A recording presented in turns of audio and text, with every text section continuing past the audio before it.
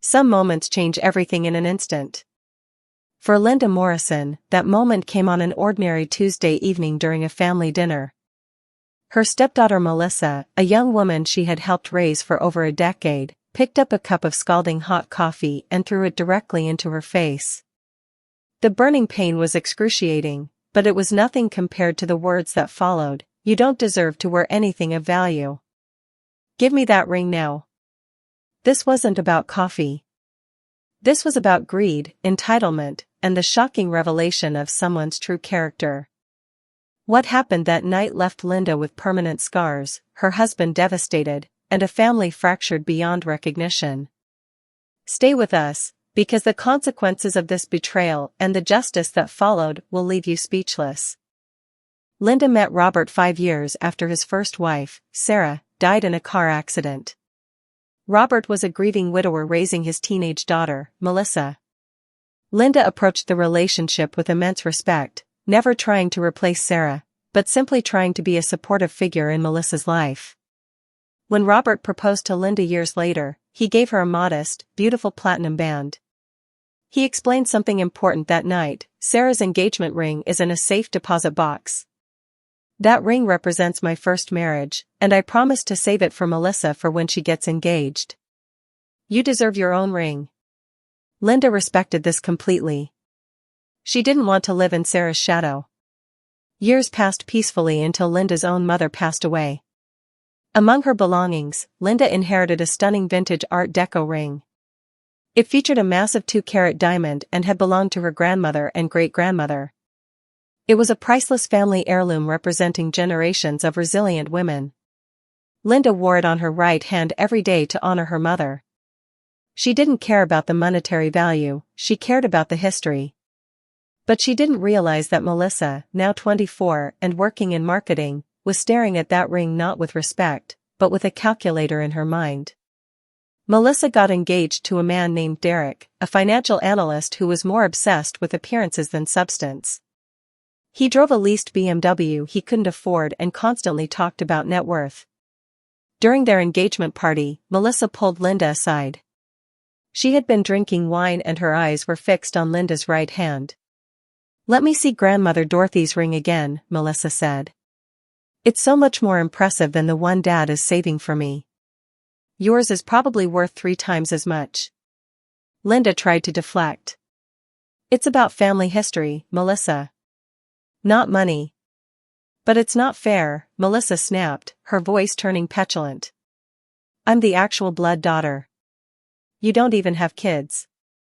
When you die, who gets it? A distant cousin? It should go to someone who continues the family line." The harassment escalated over the next 3 months. Melissa sent texts with appraisals of similar rings, showing values up to $30,000. Then, over a dinner, Derek dropped the mask completely. "Mrs. Morrison," Derek said coldly, "we think it would be strategic to consolidate family assets.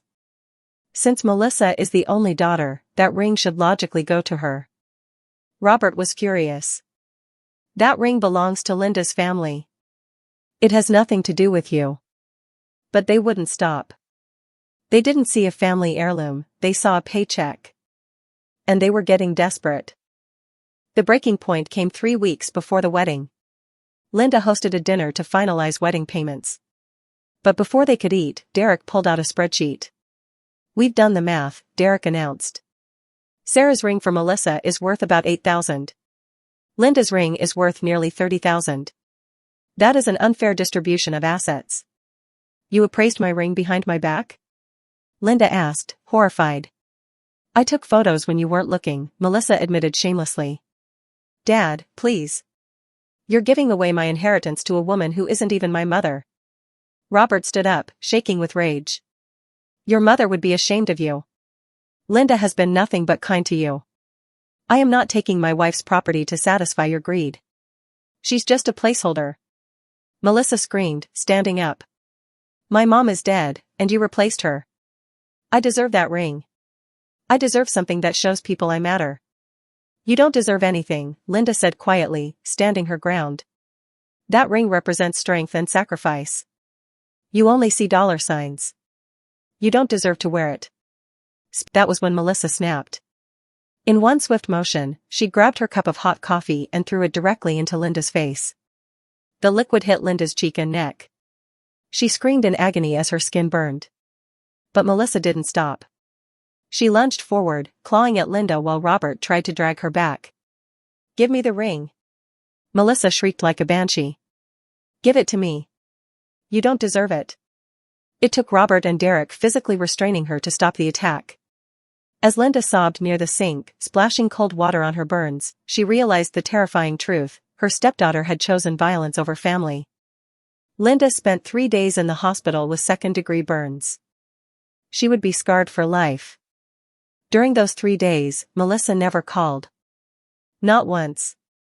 The detective gave Linda a choice: press criminal charges and send Melissa to prison, or handle it civilly.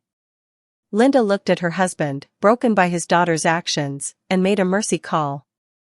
She would not send Melissa to prison, but she would ensure consequences. "No criminal charges," Linda told the detective. "But I want a restraining order immediately. And I am suing her for every penny of my medical bills and pain and suffering." But the biggest consequence came from Robert. While Linda recovered, Robert went to the bank.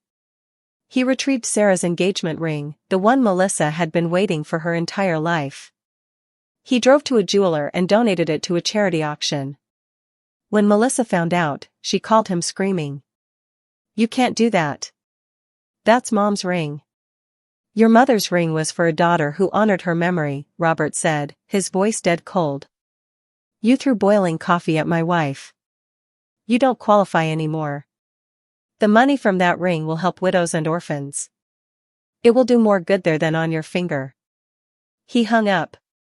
He withdrew all funding for the wedding. He cut Melissa out of his will completely. The wedding was a disaster.